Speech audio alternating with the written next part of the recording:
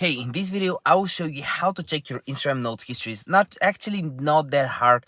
So this will be a quick tutorial. Make sure you hit the like button. The first thing you want to do is open up your Instagram, and from there you want to navigate to your profile, which is the bottom right button. Here you want to click on the three dashes at the top right corner, and you want to select your activity, which is right here.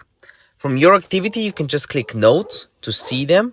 If you don't see them there, and if your dogs are barking just like mine, sorry if you hear them, hopefully the noise cancellation fixes that. And also comment down below which country are you watching this video from. Hit the like button and hit the subscribe button.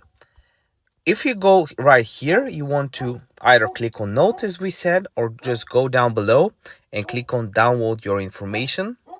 From there, you want to click on download or transfer information, select your profile, all available information or some, and that's pretty much it. Download it to a device or destination, and that's exactly what you need to do. Hit the like button and comment down below if you have any questions whatsoever. I'll try to reply to every single comment out there. Leave it on my heart. See you next video. Bye.